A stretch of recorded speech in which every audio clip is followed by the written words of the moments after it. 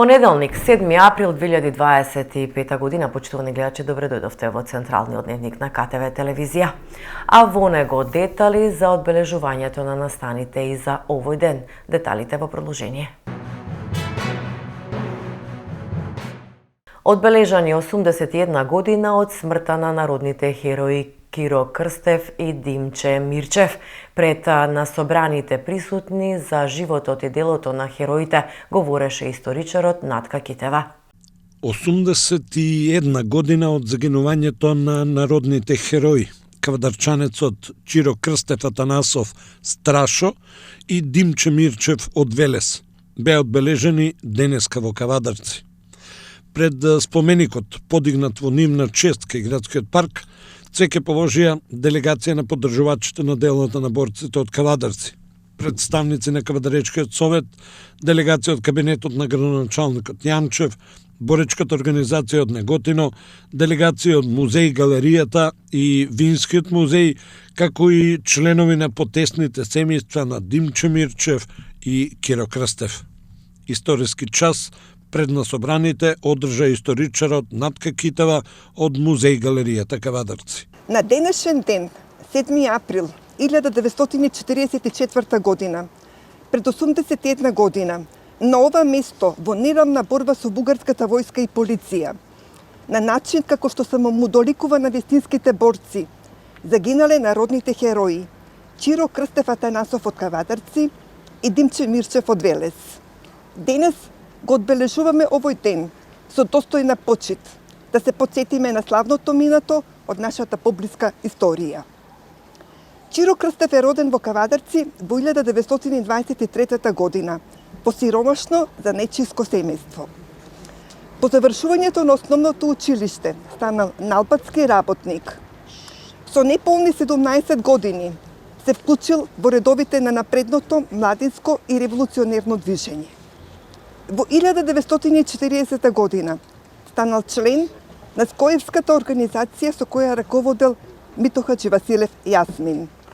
Истата година Киро бил уапсен од полицијата на кралството СХС и врз него биле применети сурови и репресивни мерки со цел да се откаже од своите идеи и револуционерната дејност.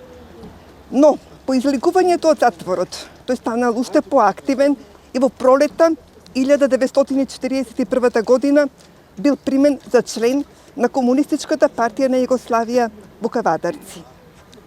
Ковачкиот занает и работилницата на татко му овозможила да контактира и одржува врски со селото Тиквишијата.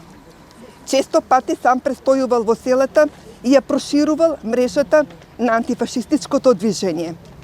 На 28 септември 1941 година Киро Крстев бил еден од 25 младинци кои во местноста Раштани го формираат првиот партизански одред и полагаат партизанска заклетва.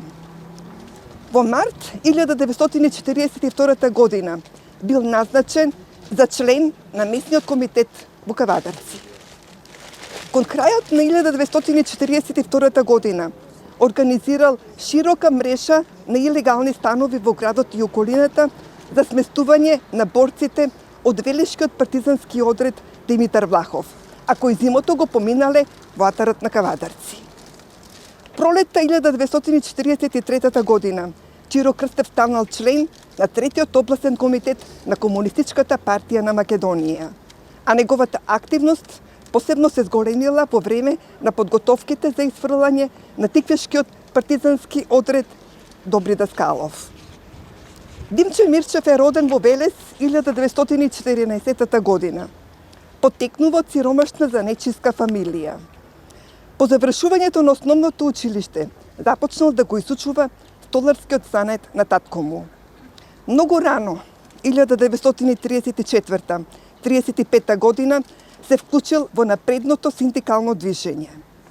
Во 1937 година од страна на полицијата бил уапсен и осуден на 6 месеци затвор. По излегувањето од затвор заминал на работа во Белград, каде се стекнал со богато револуционерно искуство.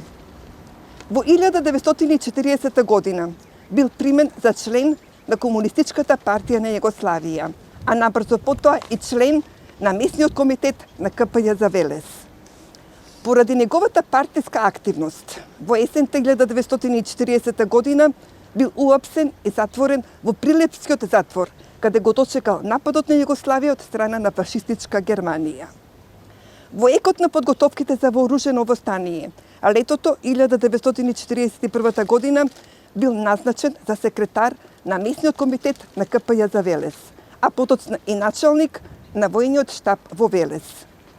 Останал запаметен во историјата на Велес и Македонија како еден од незаслушните борци за формирањето на Велешкиот партизански одред Димитар Влахов.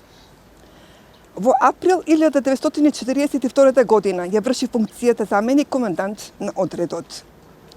Во 1942 година, после тешките борби со бугарските полициски сили, одредот Димитар Влахов претрпел сериозен удар.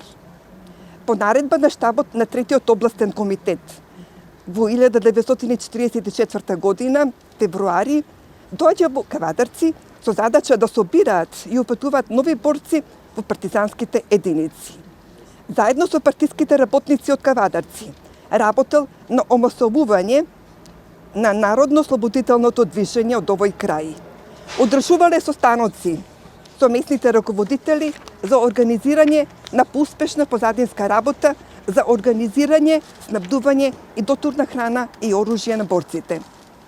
Во куќата на Иге Златев на 6 април биле одржани неколку состаноци, средби и договори, бидејќи се подготвувало за минување на поголема група младинци во партизани.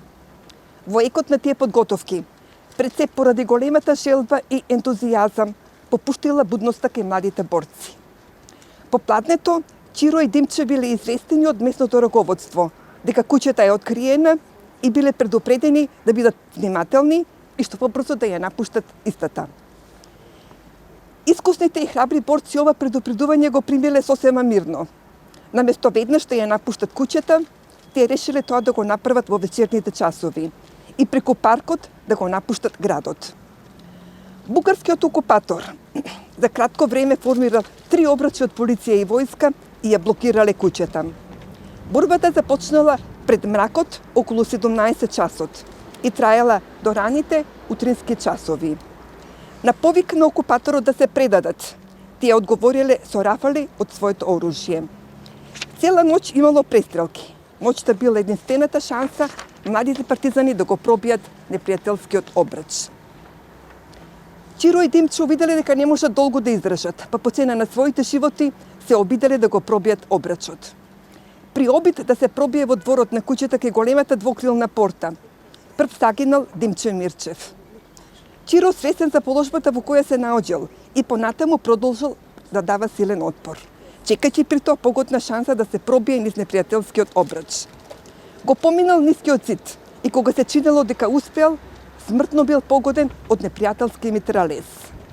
Денес, кога со гордост ја одбележуваме годишнината од нивната херојска смрт, се сеќаваме на Чиро Крстев и Димче Мирчев како на храбри борци кои ги положиле своите животи за слобода и посветла иднина на својот народ. На 2 август 1949 година, со указ од Президиумот на Народното собрание на Федеративна Народна Република Југославија, Димче Мирчев е прогласен за народен херој, а Чиро Крстев е прогласен за народен херој на 20 декември 1951 година. Вечна им слава! Инспекцијските служби при општина Кавадарци апелираат до граѓаните кои имаат оставено хаварисани возила, земјоделска како и приклучна механизација на јавни површини, истите веднаш да ги отстранат. Исто така се информираат граѓаните кои имаат непрописно паркирани возила на улици и тротоари дека истите треба благовремено да ги отстранат. Непрописно затекнатите возила на тротоарите како и на коловозите ќе бидат отстранети од страна на ПАЈАК служба и санкционирани согласно законот. Цвеќарата, која е во собственост на јавното претпријатие Комуналец Кавадарци, веќе одреден период произведува собствено цвеќе кое е наменето за хортикултурно уредување на градот. Комуналец во соработка со општина Кавадарци континуирано работи на раззеленување на градот, велат од локалната самоуправа. Од 75 на 100 денари се зголемува капитацијата на матичните лекари и гинеколозите, а на стоматолозите од 61 на 75 денари. Донесена е одлука за историско зголемување на капитациониот бод за матичните доктори од општа медицина, гинекологија и стоматологија, почнувајќи од април 2025 година. Зголемувањето на капитацијата на матичните лекари значи повисоки плати и помотивирани лекари.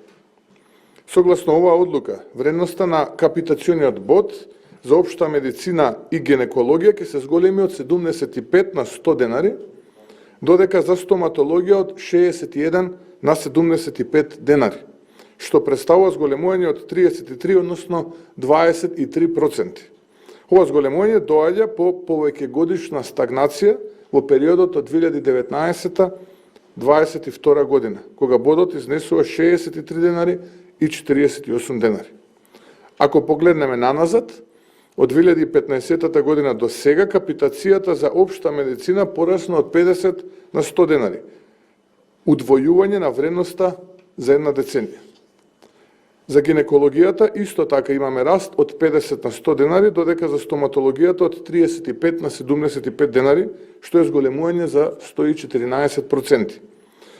Поценетоста на примарната здравствена заштита доведе до намалување на бројот на амбуланти во 2024 година во однос на 2023 година за 34 амбуланти по општа медицина и 24 по стоматологија, а над 100 помалку амбуланти по општа медицина има сега во однос на 2015 година. Посебно намалување има во руралните и помалите места за кои уште во јануари се донесува посебни мерки.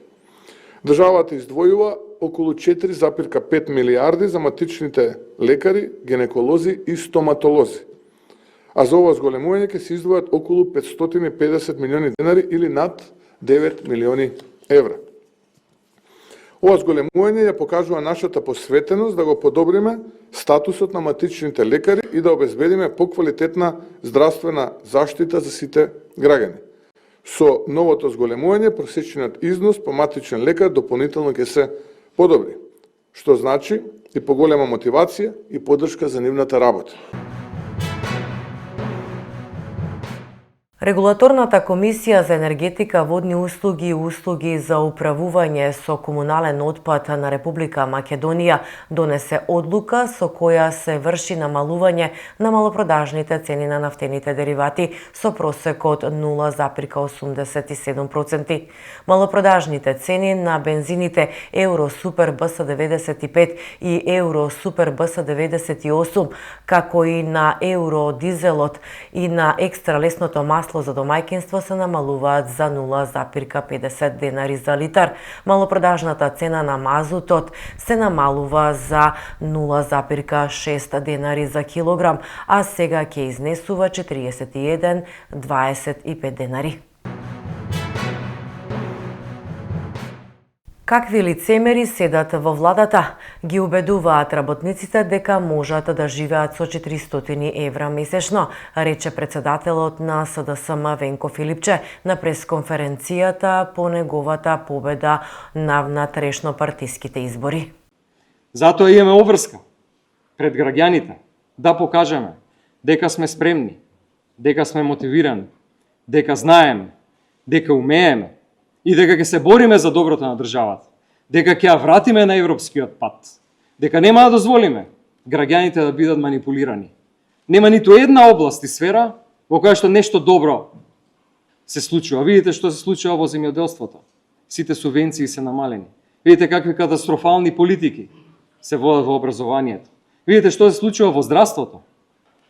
Здравството е на колена. Гледате што се случува со платите на работниците. Ги убедуваат дека може да живеат со 400 евра месечно. Какви лицемери седат во владата? Од тука јасно им порачувам. СДСМ е спремна. СДСМ е силна. СДСМ е консолидирана. СДСМ се враќа на победничките патеки. Апасиев со купен имот од банка, одземен присилно од неговиот претходен собственик. Обвинија и денеска од ВМРО ДПМН. Левица и Димитар Апасиев се левичари од AliExpress. Им се распрсна како мејур од сапуница тезата дека се левичари во истиот момент, кога купија 409 метри квадратни деловен простор во центарот на Скопје од банка преку извршител.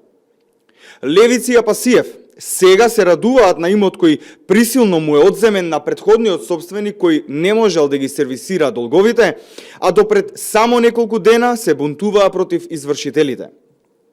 Ништо повеќе што ќе каже Димитар Апасиев не држи вода. Неговата политичка парадигма се покажа како гол популизам втемелен на манипулација и злоупотреба на чувствата на граѓаните. Сите можат да видат дека битката на Апасиев била за нови дуќани, джипови и луксузи. Тоа што за обичниот граѓанин не е возможно, за Апасиев е можно. Левица иницира нов предлог за, како што беше речено на денешната пресконференција, искоренување на недолично и неетичко однесување во денови на жалост. Денес пред вас го представуваме предлог Законот за денови на жалост. Иницијатива која произлегува од потребата за достоинствено, правилно и правично уредување на оваа сензитивна материја. Веруваме дека секој општество треба да постави рамка за како да се однесува во моменти на колективна трагедија и болка. Во постојаната правна рамка постои сериозен законски вакуум кога станува збор за уредување на деновите на жалост. Иако владата има овластување да прогласи денови на жалост, како што и законот за знамето предвидува тоа да биде ставено на пола копје, нема јасни правила ниту санкции за непочитување на овој чин. Тоа остава простор за недолично и неетичко однесување кое може да ја навреди болката на жртвите и нивните блиски.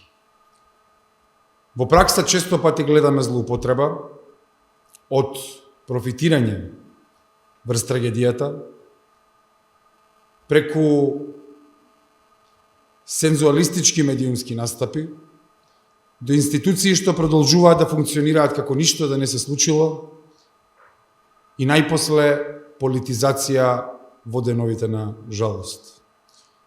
Последниот случај со трагедијата во Кочани, во која животот го загубија 60 наши сограѓани, е болен потсетник колку оваа материја е важна и колку е неопходно да се уреди со закон. Со овој предлог закон бараме да се воспостави јасен, правичен и достоинствен систем за одбележување на деновите на жалост, со цел да се покаже почит, солидарност и да изградиме културата на колективна емпатија во државата. Овој закон го нуди следното: дефиниција и критериуми за прогласување на деновите на жалост врз основа на опфатот и сериозноста на трагичниот настан. Потоа прецизна надлежност, кој орган го носи решението и во кој рок и на кој начин. Понатаму обврски за институциите и јавните сервиси, како што се поставување на знамења на полови на копје, соодветна медиумска содржина и одложување на манифестациите што не се соодветни за ситуацијата. Ова е со цел заштита на достоинството, за да се спречат навредите, несоодветната употреба на јавниот простор и политичко профитерство од трагедиите. Сметам дека веќе нема простор за импровизации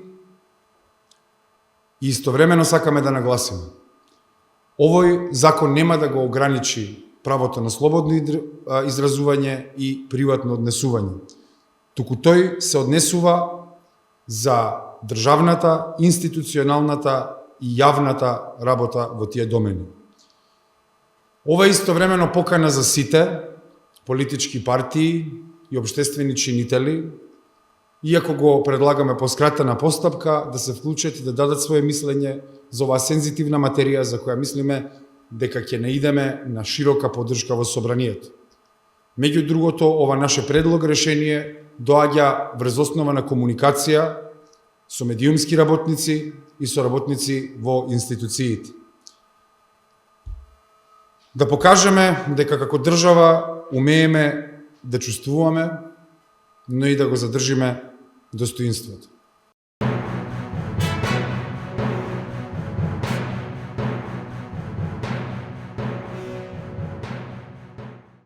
Продолжуваме со спорт. ГФК Тиквеш и со играч повеќе загуби од лидерот Шкендија. Тетовчани од единствениот шут во рамките на голот постигнаа погодок и ја задржаа лидерската позиција. Фудбалскиот викенд да донесе неизвестни дуели кои ја разгореа битката за самиот врв, но и за опстанокот во сите конкуренции во македонскиот фудбал. Прволигашите го одигра 26-тото коло во кое се постигна следниве резултати. Беса Гостивар 2-1, Брера Вардар 0-2, Шкупи Работнички 0-0, Струга Пелистер 4-1, Воска Силекс 1-2 и ГФК Тиквеш Кендија 0-1. Кавадарчани одиграа квалитетен надпревар и дури беа и подобар противник. Тетовчани на стартот од вториот дел останаа со играч помалку, но потоа ја искористија единствената грешка на одбраната на Тиквеш и во единствениот шут во рамките на голот постигнаа погодок вреден 3 бода. Второлигашите ги одиграа средбите од 23-тото коло, а ова се резултатите. Борец Кожув 2-1, Брегалница Штип Детонит 1-1, Македонија Џорче Скопје 1-0, Арсимио Согово 3-1, Охрид Аса 2-1, Беласица Вардарски 4-1, Башкими Новаци 0-0 и во Прилеп победа Вардар Неготино 0-1. Во третата македонска фудбалска лига група Југ на програмата беа средбите од 18-тото коло, а ова се постигнатите резултати. Превалец Башкими 4-2, Бучино Блазними 1-3, Младост Дреново 5-0, Росомон Питогули 1-3 и Венец Слога Лажани 1-1.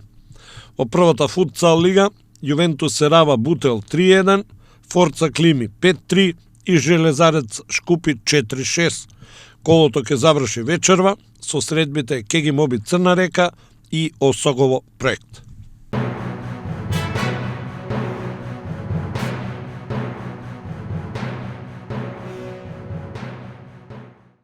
На Тиквеш Голден Игл за малку му избега плейофот. Кај девојките про баскет ќе игра бараж со Струга, а спорт тим од Неготино обезбеди место во елитата. Во првата машка МТЛ кошаркарска лига се одигра последното 22 коло од регуларниот дел на сезоната. Вардар Куманово 57-74, ТФТ Пелистер 79-67, Чаир Гостивар 99-86, Шкупи Феникс 81-80, Работнички Кожув 90-80 и МЗТ Тиквеш Голден Игл 75-80. Кавадарчани го искористија фактот што шампионот настапи со 10-кован тим и славеше Среде Скопје.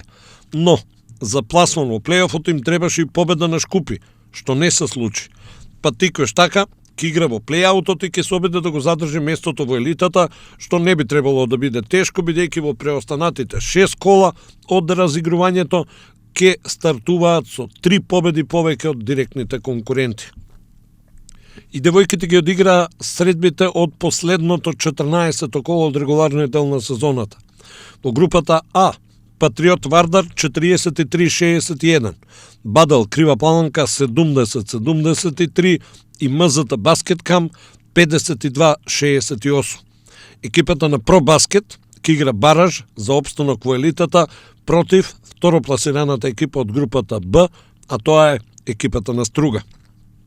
Во првата женска кошаркарска лига група Б, Охрид Шкупи 34-54, Струга Гостивар 64-49 и Ринија Спорт Тим 53-69. Неготинчанки во оваа конкуренција го обезбедија првото место и со тоа обезбедија место во елитата за следната сезона.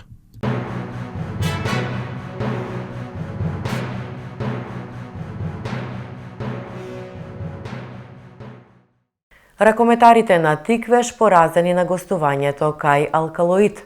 Изгледот на плей-офот и плей-аутот после две одиграни кола според очекувањата. Викендов се одиграа средбите од второто коло од ракометниот плей-оф и плей-аут. Во дербито од плей-офот Охрид дома загуби од Еврофарм Пелистер со 23-26. Алкалоид според очекувањата го совлада градскиот ракометен клуб Тиквеш со 34-27, а Бутел и во вториот меч на домашен терен загуби овој пат од Вардар со 26-35. Последното коло Бутел ќе му гостува на ГРК Тиквеш во Кавадарци. Во второто коло од плей-аутот Струга Куманово 26-24, Борец Фрујтленд Радовиш 31-24 и во дербито Прилеп Пролет 23-20. Токму овие две екипи се издвоија на врвот во оваа конкуренција.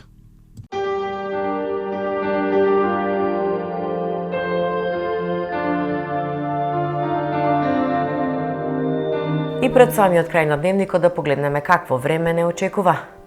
Утро ведро и студено, преку денот сончево со мала до умерена облачност, ќе дува умерен, повремено засилен ветер од северен правец, температура од -4 до 11 степени. Следува период на стабилно ветровито и потопло време со утрински температури кои до среда на повеќе места ќе бидат негативни, а во деновите потоа во постепен пораст.